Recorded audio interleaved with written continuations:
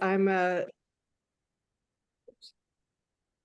okay. We're going to get started. I'm Jill Nash, and I'm the founder of Women for Harris Waltz. I've been so looking forward to today. We have such an exciting program in store for all of you. But I see that we have a lot of new people on the call, so I'm going to give a quick history of our group, and then we'll get into today's program.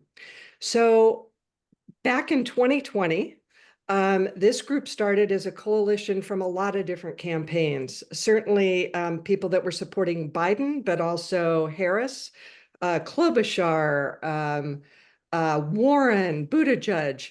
And as it became clear that President Biden was probably going to get the nomination, we formed this coalition, this grassroots coalition, with one goal in mind: to kind of put a stake in the ground and defend our democracy. We started out with two women. By the time the election rolled around, we had 750,000 women across 31 states. And we were unique in that we really focused on building battleground states in particular. Today, we have about 1.2, 1.3 million women, and we're in 47 states. And in 2021, we made the pivot from being all digital because of COVID to really focusing on creating an organization that could hit the ground and mobilize voters. Um, and so we are, as I said, excited about today. The name of our program is From Spectator to Game Changer, and that's really every woman in this organization. You inspire all of us every single day.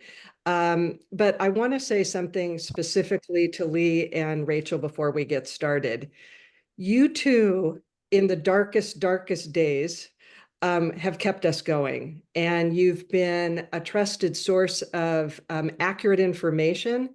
You've given us really important perspective. And so on behalf of all the women in this group, I want to thank you sincerely for everything that you've done and are doing and will continue to do. And Rachel has been a special advisor to this group, kind of guiding us into how to really rethink messaging. And if you haven't read her book, Hit 'em Where It Hurts, you should, and it's our Bible. And Lee, your book is nothing short of spectacular as well, and a New York Times bestseller.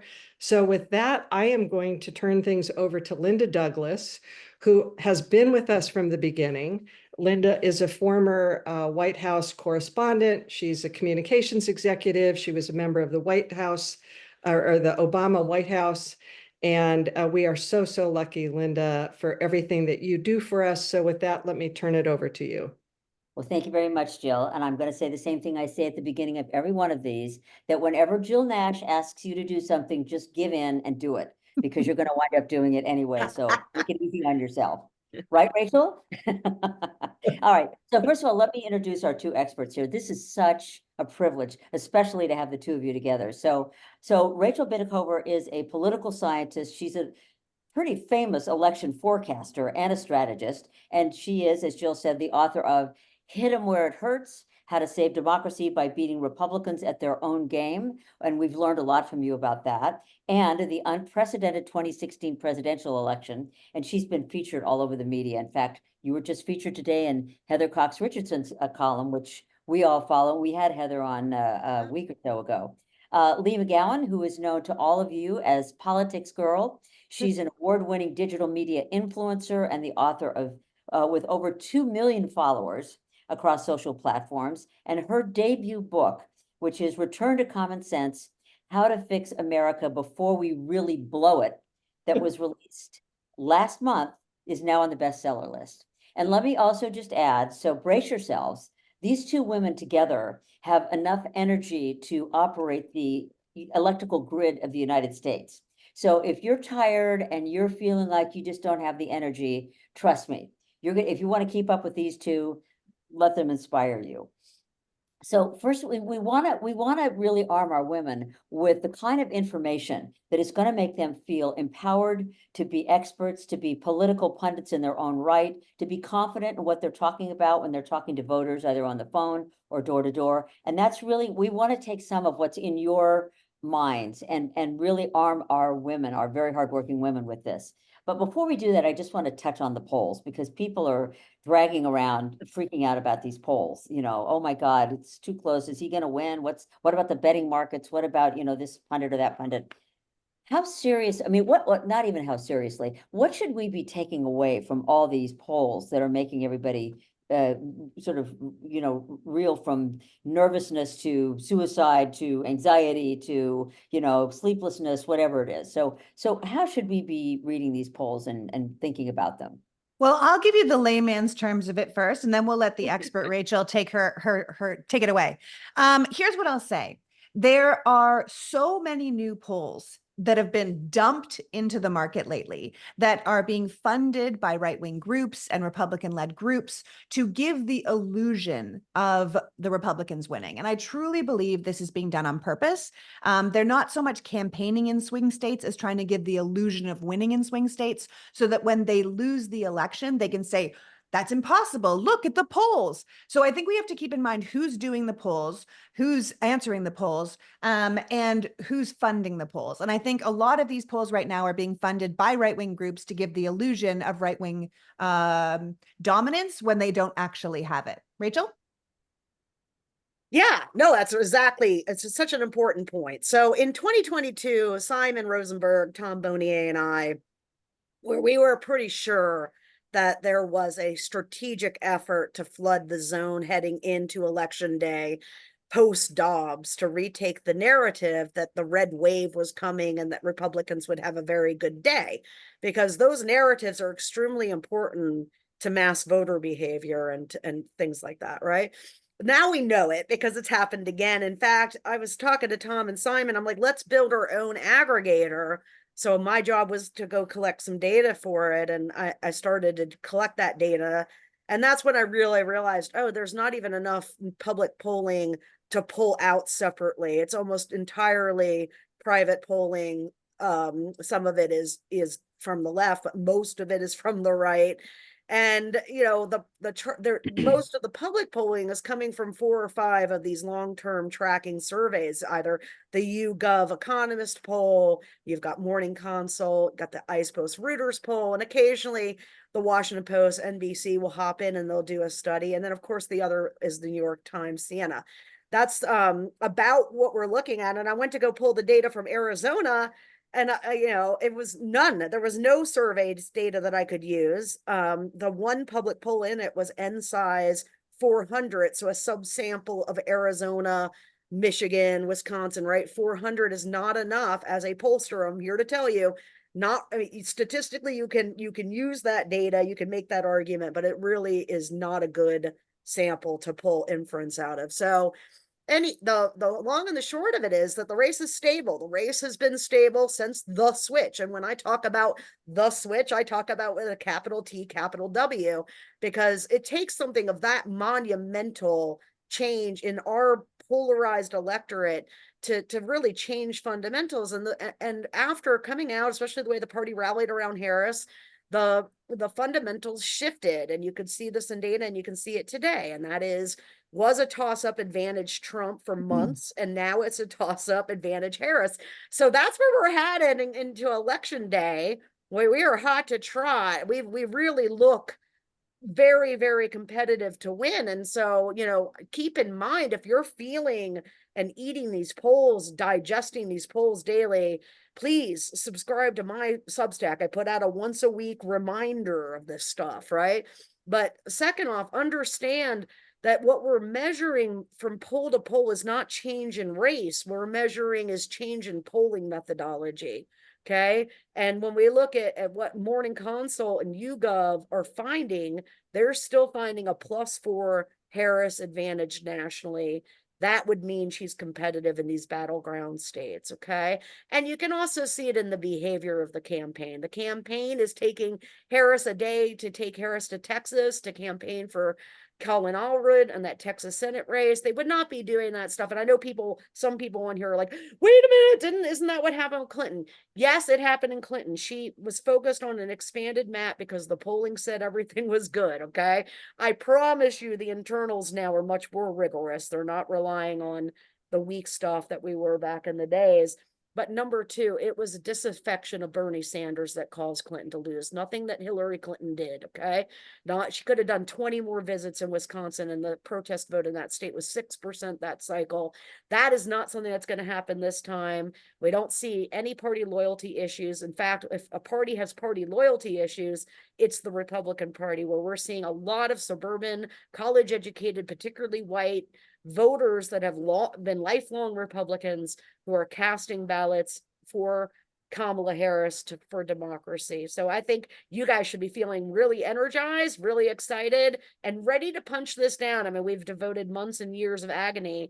Don't let these last 2 weeks get you down. Get some caffeine, get some, yoga or whatever you do. I go on truck drives with my tunes and I sing because I'm a terrible singer. So I have to sing in my truck where no one can hear me. Whatever you need to do to keep sane, but keep focused, because they are terrified of us right now. Oh, I love that message. All right. That's a good start. So let's talk about arming our women with the right information and with the right messaging, with the right way to approach closing the deal if they wind up with that opportunity to do that. I mean, you understand that what we're mostly doing is telling people, making sure they're registered, they know where their polling place is, and all of that. But also, you get into conversations with voters. So right now, the Harris campaign is focusing pretty intensively, as they should, on the fact that Donald Trump is, mentally impaired and losing his mind right in front of our, very eyes. Is that, though, a message that our volunteers should be focusing on when talking to voters? The fact that he's crazy, he's going to get crazier, and maybe JD Vance is going to wind up as your president. I mean, do you want to go in that direction or not? Rachel, I'll let you take this one first. Yeah, no, I mean, the crazy has to have a reason, though, right? And if you think back, some of the women on this call, no doubt, were at our first training session when I signed on to help advise you guys. Like, it has to be personal. So it can't just be Trump is crazy for crazy's sake. It has to be Trump is crazy. He's going to be unchecked and he's going to destroy your money, your freedom, right? So, the crazy stuff, the mental acuity stuff, I think that stuff is all important. It's frustrating that the media was so hard on Biden and just, whatever Trump does, right? It's never a 24-hour breathless news cycle about what he did. So it's important, but I think what we want to be focused on is this is a man who's unchecked and unhinged, and he's going to have power over you. Yeah. I also think if you're talking to your fellow women, or you're talking to your husband, or you're talking to your children who are college age voters or young voters, I would say the whole point is to find a common ground. That's one of the best ways we can do it. Peer-to-peer organizing is one of the best ways we can make a difference. Yes, we can do things like donate and knock on doors and meet people, but having those personal conversations with people, which is what women are particularly great at, start with a common ground, something you both care about. Like, there are so many issues that are so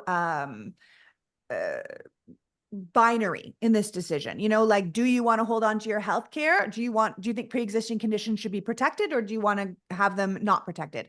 Do you think that women should have access to health care if they need it, have access to their own body or not? It's quite binary this way. So I would say find the person where they are at. Who you're speaking to, whether it's your hairdresser, the person at the grocery store, your father at the table, whatever, your college age student, and find something that really appeals to them, that would move them, and speak directly to that. Because talking about statistics and, percentages, it doesn't really move people. There's a reason that peer-to-peer organizing works, and it's because the person already trusts you. So pick something you know about them and talk to them about that. It really does make a giant difference. So, speaking of talking to people who seem to be dug in for one candidate or another, let's talk about this emerging panic around young men.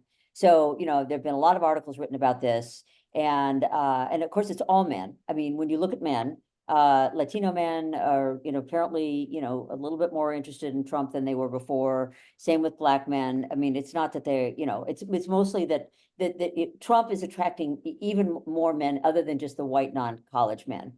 And now you've got these young men who are feeling aimless and feeling like they have no future ahead, and feeling a loss of confidence, and are hooked on these YouTube hyper masculine, hyper macho hosts. And certainly Trump is one of those when he's on the stage. Number one, is this really a problem that we should be thinking about and figuring out how to deal with? And number two, what do you say when you encounter, including all of the women on this call right now, your son, your nephew, your next door neighbor, your husband? What do you say to them to start to peel back that fear that they have that leads to the desire for the super macho guy? Well, first of all, I want to say the same thing I said on CNN recently, was that I feel that it's hilarious that in the final days of this campaign, we're focusing on men when it's women's rights that are being ripped away across the country. Like, it's so ironic to me that this is what we're doing. We're saying we're not paying enough attention to men as women bleed out in parking lots across the nation. So there is part of me that thinks, yes, of course, this is a long-term problem that we need to address, men feeling like they are falling through the cracks somehow. That is something we should probably address long-term. But we have 2 weeks before this election. So we're not going to solve the crisis of men living in a man box and feeling like they have to be a certain way to behave in society, and what happened to their jobs and how come they can't do this. We can't solve that in 2 weeks. What we can do is address the men in our lives in a way that might appeal to them. Because what I keep saying is, men can feel disillusioned with their life for whatever reason, but they still need healthcare, right? So you can speak to them about healthcare. You can say, listen, you have a pre-existing condition, or your mom does, or whoever, that won't be protected under a Trump presidency. You can say, hey, Social Security is a really big issue. The Trump campaign, they've already been, assessed that it's going to cut Social Security by 33%. What happens to your parents or yourself if you cut your Social Security by 33% and then eventually sunset it, which is what the plan is? Those parents are going to come and live with you. Do you want your parents to come and live with you? I say that all the time. Most people are like, no, like, then you say, well, Kamala Harris not only has a plan to shore up Social Security, but she also has this plan to do home care in the homes of the elderly people. So they really can stay in their own homes. You have your house and they have theirs. Most men will get that. They will understand that. Even issues like abortion care can matter to men if you explain to them that there are women all over this country dying of treatable pregnancy complications, that they could end up being a single father with all of their children if something happens to their wife when she's pregnant. No man wants that. They're not planning to raise their children without the wife. And yet that is what is happening across the country. So I often think that we make things men and women's issues, where a lot of these issues are really just issues that if you direct them to the person and say, do you want your parents to come live with you for Social Security? Do you want to get rid of the pre-existing condition clause? Do you want your wife dying of something they could have fixed because the doctor's afraid of being sued?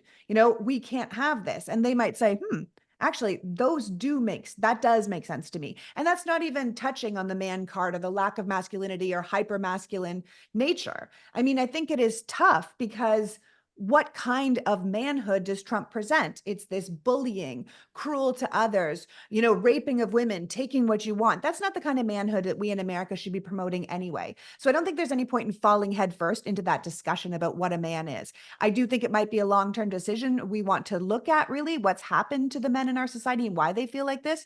I will say the men in my life don't feel like this, but something has happened in our society, but women certainly didn't do it to them. And I think sometimes men think that's the case, then see women at the top of the ticket and say, I'll blame her for everything I'm not getting. And we can't allow them to do that. And I think we have to do that by sort of bringing it back down to what their needs are. And I saw a bunch of Black men at a barbershop recently discussing it, and they ended up talking about somebody that was on, diabetic care, and their mother that was doing work in the home, and what had happened to their grandmother. And they were thinking about things without just their own lens. And I think that's a really important step to take away from that manhood discussion, just to the issues discussion.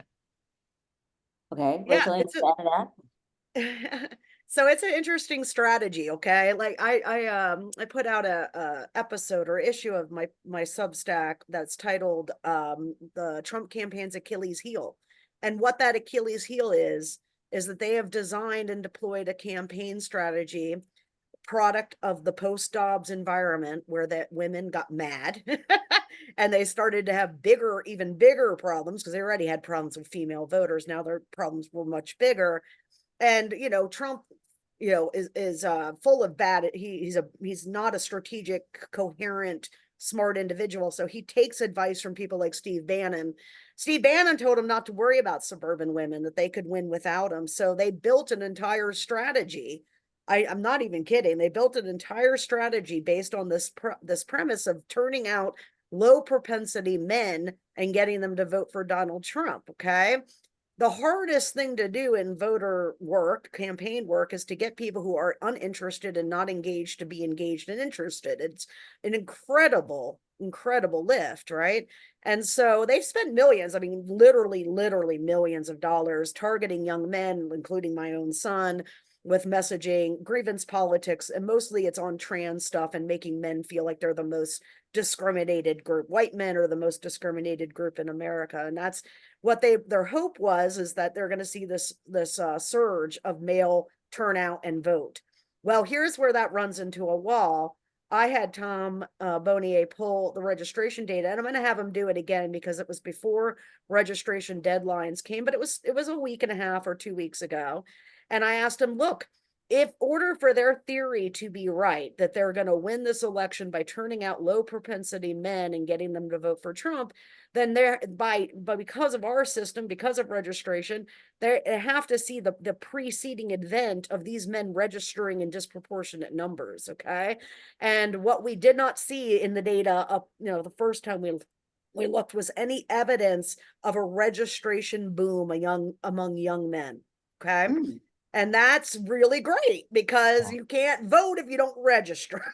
Right. Right. And so, when I give you things to help sleep at night and keep you going down this final stretch, that's something else that you should put in to your little like nighttime list of things that will help you calm down to go to sleep, because they cannot vote if they did not register, and they did not register, at least not in that first thing. And I will be confirming that with Tom here in a couple of days when that registration date is all Oh, that's going to be processed. very, very interesting. Yeah. That's If I may, Linda, I also wanted to say to Rachel's point that this is why you've got people like Elon Musk trying to buy people at this point, to try and convince people to Yes. sign up, but you have to be a registered voter to do it. It's because their tactic isn't working. So now they're literally saying, like, we know we're breaking laws, but like, come at us later. We need to get voters on the voter roll. They're actually paying people now to try and do it. They're trying to trick them into getting on the voter rolls. But I think what we also have to keep in mind, and Rachel, correct me if I'm wrong, but where young women who sign up to vote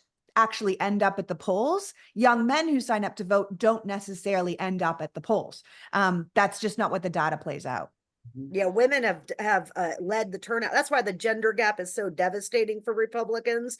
Is not just that there's a large gap, it's that women make up the majority of the electorate in every swing contest. Okay. So, it's a double whammy. And I'm delighted that Donald Trump isn't JD Vance, because JD Vance is all of Trump's things, but smart and in control of himself. Donald Trump has never had the ability to be smart or in control of himself.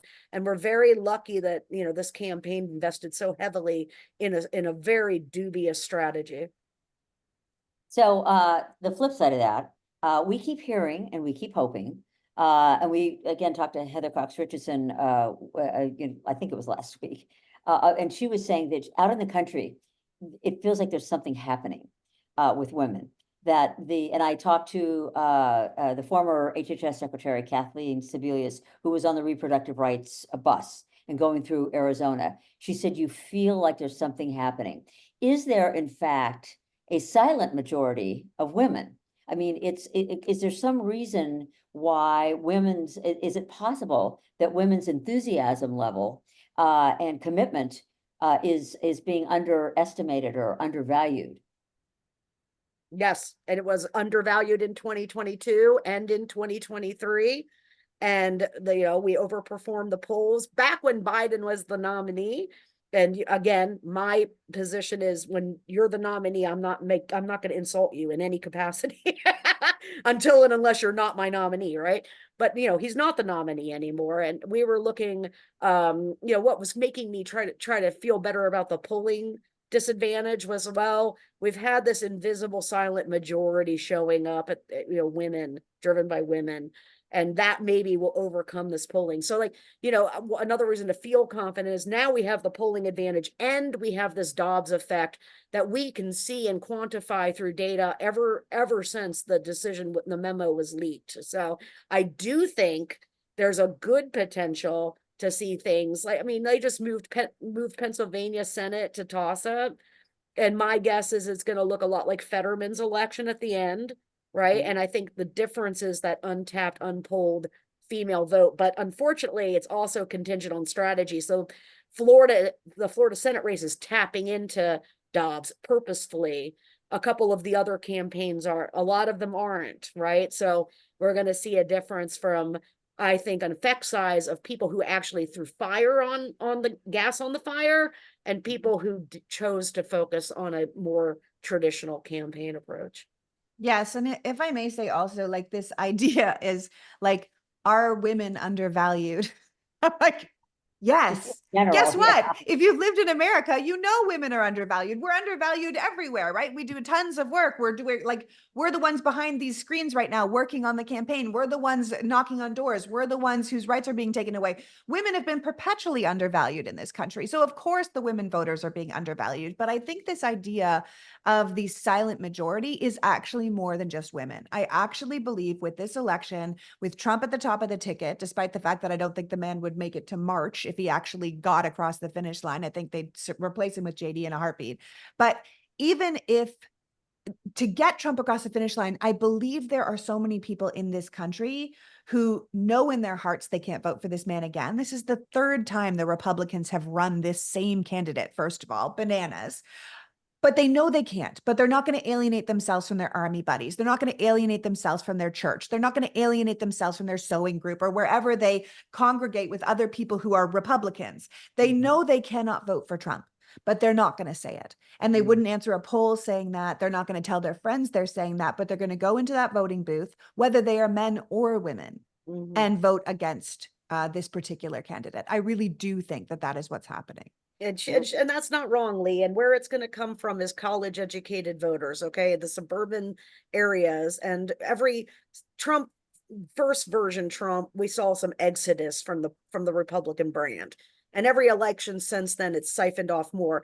This will be the first time at the presidential level where we've intentionally you tried to break their brand loyalty through our message. I mean, at least the Harris campaign has, through its messaging strategy, right? And so I do think there's a large potential to see a big chunk of what we would call in the 80s Reagan Democrats, right? Now we're going to have Harris Republicans. And I think every cycle has produced more, but I do think that we haven't tapped that out at all. And this will be the first time we've actually intensely spent money and done the right messaging and have like a surrogate like Liz Cheney on the stump, right? I mean, it's so huge to have Cheney on the stump. I feel very, very good about the college educated suburban vote. And ultimately, sorry, Steve Bannon, that's where the election will be decided. Boy, that's also really encouraging to hear, which is why every single one of our women talking to any other women, is going to be just so critical. So we talked early in our series about Project 2025, and we went through what's in it and the pieces of it that are, terrifying to our lives. And of course, Trump is trying to disavow any association with it whatsoever. There's a big piece in the New York Times today that showed how intimately involved, all these Trump people were in creating Project 2025. What do you think is the most effective and influential thing to say about this confusing, enormous document that has so much stuff in it? Like, if you're talking about it in an abbreviated way, what is the best thing to be saying to voters about Project 2025? Rachel? No, Lee, you should take this because that's your forte. I mean, the reason I fell in love with you the very first time I saw your content was like, that is a woman that can explain shit to regular Americans, okay? Because regular Americans don't have 118 IQ and they don't have all the, so I have been doing this in the wild now for months, making Project 2025 digestible. Tell us how you do it. I think the thing is, I started with Project 2025 as my top of year podcast episode for a reason. I started it on January 1st of this year, and no one was talking about it. I put it in my book, A Return to Common Sense, for a reason when no one was talking about it. The fact that we finally got up to the election and people are like, holy hell, this thing is terrifying, Yeah. is important, because it's, no one's going to be reading the 900 plus pages. The whole gist of it is basically, it is a white Christian nationalist fever dream for this nation. It is a way to reimagine the federal government around a single leader who is in charge of everything from the Justice Department to our education, who closes every department we take for granted, like the Justice Department, puts them as the top head, closes the Department of Education, says, we will tell you what to teach. We will tell you who's a criminal. We will tell you what we're doing. And I think most people who are American have to understand that this is not how we picture our country. This is not, the land of the free with checks and balances and a constitution. This is not how Project 2025 is set up. It is set up as a Christian theocratic dictator playbook that allows them to do everything from replacing the EPA with nothing and just not protecting the environment anymore, to getting rid of the National Weather Service so you don't know if a giant hurricane is coming towards you, because that might make them look bad. It is a terrifying reimagining of a nation that we really take for granted, and we need to take it very seriously, because for the last two elections that Trump ran, there was no Republican official policies. They had no policies. They did not set out an agenda and say, this is what we're behind. This time, they put out an agenda. Trump has his own Agenda 47, which almost goes hand in hand with Project 2025. And the Project 2025 people are directly connected to JD Vance. JD Vance was chosen by the Trump campaign. So there's no way Trump can say whatever he wants, but they are one in the same. And it starts with a complete reimagining day one of the federal government and a purging of 50,000 to 150,000 civil servants on day one and replacing them with loyalists. And I think it doesn't matter where you sit in the political spectrum, that has to sound really wrong to you, because the person that sends out your unemployment check, the person that works down the street at the national park, the person that works in, a federal office in your Virginia office building, those people will all be gone if they don't kiss the ring. And that is completely un-American. And most people have to recognize that. Well, real- that's, yeah, Sorry, go ahead. go ahead. Go ahead, Rachel.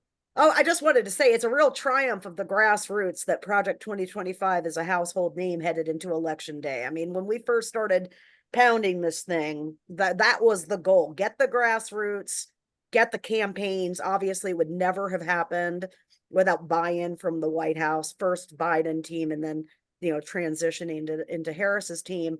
We're willing to say the words, to have the president and the vice president say and talk about Project 2025. So that has been instrumental, but it would never have happened without first percolating this up on the grassroots. And, really it was very much like what they did with CRT, but for a good thing, right?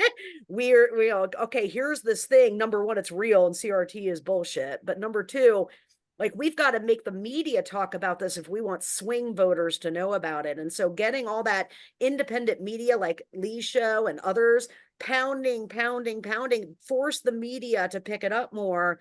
And of course, from the top down, from the campaigns. And I have to tell you, when we started, I think 5% of the electorate had ever heard the words Project 2025. And now it's the vast majority of voters. And they know exactly what we needed them to know. So kind of tying back, Linda, to your question about how to message on it. However you're doing it, the point is this: the voter's going to take away Project 2025 equals Trump, and it's bad. That's all they really need to know. So... Very good. And they point. would be right if that's what they thought. Yep. So I want to remind everybody who's on in our audience right now that you can ask a question. We're not going to have a lot of questions, but we're certainly going to take them at the end. So be sure to put your questions in the Q&A. So, I think one kind of eternal question at the end of a campaign, when you're, again, talking to voters, not doing TV ads, is which is best? A positive message about Kamala Harris's plans and the way they will touch people's lives, or a negative message about Donald Trump's, whatever they are, I guess you could call them plans, that will also affect people's lives? Which is more important, persuasive, powerful, and useful? Well, I'm going to let Rachel talk about hitting them where it hurts and negative partisanship, because I think that's important. And then I'll do the counterpoint. Okay. Well, I mean, here's what we know from testing. We know that if you're testing ads, which I am not a fan of, but whatever, we're Democrats, so we want to test everything. A contrast ad is going to test the best. But what is a contrast ad? So folks know that Hadley, whatever her last name is, the young lady that had abortion to save herself from incest. Her ad is technically a contrast ad. It's a face to camera testimonial that's attacking Trump on abortion extremism. But at the end, she talks about how Kamala Harris will protect your right to choose. And that's all you need to make something a contrast ad. And so to answer your question, if I had to choose positive or negative, obviously I'm going with the negative message. If you don't vote, Donald Trump is going to take all your money or whatever it is, right? But really effective wise is that contrast. Democrats give, Trump is taking. Democrats want to do, Republicans are going to block, right? That's the contrast message that I would expect to work the best. Lee? Yeah, I would say I kind of agree with Rachel there, in that I do think warning people about what's coming is important. I do think that asking people if they're willing to take the risk that Donald Trump is being serious, that he wants to be a dictator, if they're willing to take the risk that they might lose their Social Security, if they're willing to take the risk that they might lose their health care. I think a lot of people might think twice if you say, are you willing to take a chance that they're not lying, that is what they're going to do, and that you will lose it and then not know how to get it back. I think that's worthwhile. But I also think the whole idea of what will your government do for you, not what will they take from you, is very helpful. I think that the Donald Trump campaign is talking a lot about what they're going to do to people. We're going to round up 11 million immigrants. We're going to take this. We're going to close the Department of Education. All these things are going to do to you. Whereas the Harris campaign is talking about things we're going to do for you. Yeah. We're going to help you with this. We're going to help you buy a house. We're going to help you start a business. We're going to help you be able to afford childcare. We're going to help you get, protect your health insurance. We're going to do this. So you could say one campaign is helping, is what are we going to do for you? And the Yep. other campaign is what are we going to do to you? It's a great way to put it. Yep. Yeah. And I think a final question is, what do you say to people, you hear this a lot in focus groups, who are so unhappy with Biden? And Harris was part of the Biden administration, and they're complaining that she isn't going to do anything any differently than he did. And as we've learned the hard way, going through the laundry list of things that he did for you doesn't seem to have a positive impact on people. So when you run into that, because there does seem to be a lot of hostility still lingering toward Biden, which has, been rubbing off on Kamala Harris in some quarters. What about that? Well, for me, when people go negative on Biden, I say, you know what? Honestly, if you look at his record, I think we're going to find 10 years from now, 5 years from now, that he was one of the best presidents we've had as far as what he got accomplished for America. I think that his lifelong time in civil service was actually such a benefit to all of us, because he knew how the entire thing was made. He knew who to talk to, how to get it done. The amount of bipartisan bills he got in the first 2 years is like mind-blowing for our get nothing done government. And I think it's going to take a little bit of distance to see how incredibly effective he is. So when people talk to me about being unhappy with Biden, I say, I think I would just give yourself a couple of years and look back, because, propaganda works and it's very easy to get upset. And as far as Harris, I often say, like, if you're mad at Harris, let me know what you think was great about what Mike Pence did when he was, vice president, or what Al Gore's like major motion was when he was vice president, or, what George Bush did during the Reagan years that really like moved your button. And most people be like, what? Because the vice president, that's not their job, right? Like people forget that the vice president's job is like the absolute top second banana. They literally have no power of their own aside from breaking ties in the Senate and being in charge of the Senate. And if you want to say that, then Kamala Harris has broke the most ties in the history of our country in the Senate. She's nailed that job, right? But this idea that the vice president is supposed to be making legislation and closing the border and doing all this stuff, the vice president doesn't have that responsibility. And I think we need to remind people of other vice presidents and say, let me know what you think they did. Because most people are like, oh, yeah, because that's not the vice president's job. And we have to say the vice president's major job is to defend and work with the president. So she can't do much that's against what the Biden administration is doing. Her job is to be a good lieutenant. And she's been an excellent lieutenant. And when she gets the top position, then she'll be able to hire her own AG. If you're unhappy with what Merrick Garland is doing, she'll be able to hire her own people. She'll be able to set her own agenda. But right now, she's doing an excellent job at being the second banana, which is what she was supposed to be. Yeah, And- and that second banana roll, I mean, here's the thing, guys, if we survive this and we're 14 days out, you know, and we're still living in a normal world in January, February of next year, y'all are going to see Biden's approval rating start to tick up quite a bit, okay? Because, you know, what he has done, especially with the capstone event of leaving the ticket so that a younger candidate could compete, is going to cement his legacy. I think he's going to end up with an incredible legacy from it. But we're not seeing that now. And part of that is because, you know, as good as the strategy is, I can always find things that I wish I was working there so I could improve. And one of them is that they've managed to let Trump erase the pandemic from his record. Okay. And I hate that because, like, you know, and I've heard even with, you know, Harris's interview on Fox, like, that what we need to be doing is reminding people that actually you were not better off 4 years ago. Four Yes. years ago, you were, you know, you couldn't even go to your mother's funeral. Okay. Yeah. Like, Yeah. your relatives were gasping for breath in a hospital room and you couldn't even go visit them, right? Why? Because Donald Trump sent Putin COVID test and not you, right? Yeah. By not doing that, we've managed to let the narrative be that the Trump years were better than the Biden years, okay? And that's bad. And you know, some of that is because I'm certain the strategic consultants or whoever the advisors are is, you know, she can't run against Biden, but she also, they've told her not to run with, you know, on him, which is, you know, opposite of what I'd be doing. I'd be talking about how great he did, how much he accomplished, how I'm excited to have his legacy. You know, when I was asked about what I'd do different, I'd use it to credit claim all the shit he did that people don't know about, you know, but you know, it is what it is. But I do think Biden will have his day, and we'll just have to wait and see when that day is. Well, and you made such an important point. The answer to the question, are you better off than you were 4 years ago, is yes. We are much better off than we were 4 years ago with the Yeah. pandemic and job loss and chaos in the country and so forth. So I wish that they were listening to you, Rachel. Now, we want to ask each of you just briefly to give a call to action. What do you say to our dedicated, hardworking women who are going to be working round the clock for the next 2 weeks that you think, you know, that they should be doing and thinking about?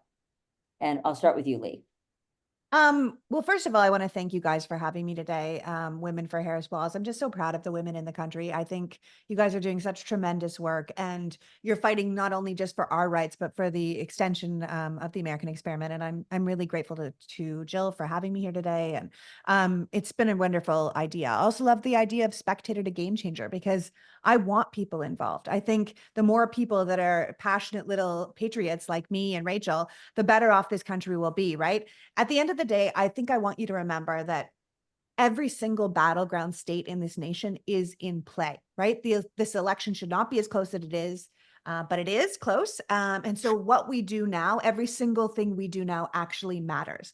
It matters if you guys go and knock on doors. It matters if you're writing postcards or you're doing phone banking. It matters if you're calling your kids at college in Wisconsin or a swing state and saying, hey, you and your friends need to get out to vote. Are you going out to vote? How are you guys getting to vote? Or telling your apolitical friends why their vote matters. This stuff is so important because, like I said earlier, this election really is a binary choice. It's a choice between honestly a dictatorship and a democracy, because Donald Trump has been incredibly clear that he wants to join the ranks of places like Russia and Hungary and North Korea, places where he says, you know, those people really stand at attention and for their leader, I want that, right? And our Supreme Court has already ruled that he can have it. And the powers that be, that the money behind him in this nation, they're ready to give it to him, right? So whoever takes this candidacy in January or February, should they get across the finish line, the guardrails are off, right? So, which is why we've got everyone from Dick Cheney to Mark Milley and all the way down telling us that MAGA is anti-democracy, right? This is an authoritarian party, a white Christian nationalist party who will remake our entire country by force if necessary. And we need to understand that, right? And then you have Kamala Harris and the Democrats, right? Who believe in the American experiment and democracy and of the people, by the people, for the people, right? The Harris government has plans to protect our votes and to get dark money out of politics and to rid us of this hideous partisan gerrymandering that got us where we are now, to make this change, to shore up the people's voices and not silence it. And that is a hell of a difference. And you should be telling people that every single day. I know that we are told that every election is the most important election of our lives, but that's only because the stakes keep getting higher, right? This election right now, Americans have to make the choice if they want to have the right to their own body or not, if they want to protect Social Security or not, if they want to protect public education or not. This is about being united with Western democratic nations as part of the NATO alliance or abandoning them and like hanging out with the autocrats of the world. We have this major choice to make, but I really do believe it comes down to how hard we're willing to work for it. I always say there's going to be plenty of time to disagree again about politics after we've saved the country from rising fascism on a dying planet, right? It's just going to be a whole lot easier to do with a functioning government that's not in the middle of a religious war. So I think America can save itself if it chooses to fight. I think we need to inspire our friends and family to want to fight. We need to know enough to know that we need to fight, right? So we need all of you. We really need you right now. We need you going around the country, knocking on doors, because we can be the land of the free and the home of the brave and the place where anyone from anywhere can make it if they just work hard enough, right? But we can't just say we are that. We have to work to be that. So I think we need to leave it all on the line, right? We need to sign up to Canvass or Phone Bank in a swing state. We need to send money to get out the vote efforts. We need to help our neighbors and our friends to make a plan to get to those polls. We need to help the Democratic candidates that are running in flippable House districts and vulnerable Senate districts, because it's not enough just to win the presidency. We have to give Kamala Harris a working Congress if we want to see any real change. So we're going to have to work to win this election. And then we have to be calm while the other side flips out and tries to take it from us. Then we have to rest, celebrate, and get right back into the fight, because not paying attention to politics doesn't mean politics doesn't affect you. It means you can't affect it. And look what happens when we're not paying attention, right? We can really get this close to losing it all. So I would just, to finish, I would say that I really believe in this country. I believe that we're going to win this election. And I know it's going to be a fight to the bitter end, but I really, I have actual faith that America is a country that's worth fighting for. So I hope you agree. And thank you guys so much for all your time today. Very good. Very good. Rachel, what is your call to action? Yeah, so here, I'm sensitive to my audience, okay? I'm looking at a meeting, Women for Harris Waltz, and I know where your guys' comfort space is the digital realm, okay? But I do want to talk a little bit about political science for my call to action, and that's because political scientists like me for a long time wanted to know what actually makes an impact in terms of two things, because again, we have a weird country where only half of it votes. That's not typical for European countries. So we have who will a person vote or not, that problem. And then we have who will they vote for problem. Those are two different things, right? And political scientists modeled all kinds of things to find out. Did direct mailers do it? Did phone calls do it? Did text banking? Did postcards?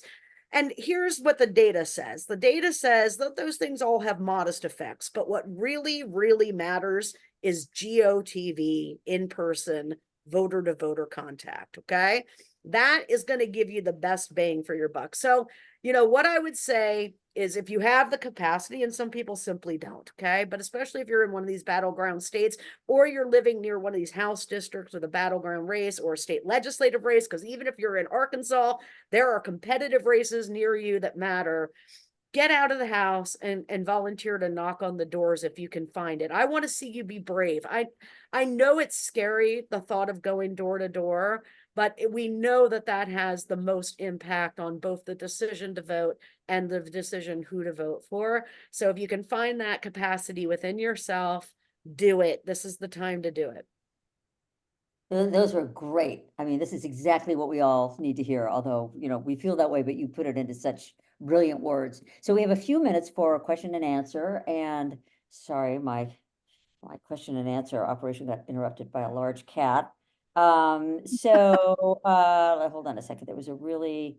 That's right. We love the cat ladies. We're the crew that yeah. loves you guys. That's Yeah. right. Yeah, We're very supportive. Oh, say hello. Yep. Oh, there he is. So, somebody asked, what is a great conversation opener? Like when you're walking up to talk to somebody, what is a great way to sort of open that conversation? I think that's a really good question. Because again, as you just pointed out, it's kind of scary to be knocking on doors and talking to strangers. Yeah, I think in general, everything that's coming up to this election, or even in the future, when you're talking about politics with people, I always say lead with curiosity, right? Don't be there to teach someone, be there Right. to learn about someone. And I think that's probably the best way to address things, like, are you planning to vote in this election? Are you interested in this election? Do you want to know anything about this election? That's a great way if you're at a door. But I think in general, when you're having conversations with your friends or family, you can be like, does everyone have a plan to vote? Like it starts with a curiosity and people are like, I don't think I'm going to bother to vote. And you're like, oh, really? Why not? Instead of being like, are you out of your mind? Do you know what's on the line? Because I think that's how people feel, right? But like, be like, oh, really? How come? And they're like, oh, well, you know that the blah, blah, blah. And they're like, no, I didn't know that. You're like, yeah, I think it'll make a difference if that attitude is so much different. I always say lead with curiosity. Just lead with curiosity, ask a question instead of telling them what's up, even though you want to go, are you crazy? Don't do that. Because people are so much more open. And once you get people talking, you know what they're interested in, and then you can address their exact problem. It's a great And technique. after that, or I'll go to another question.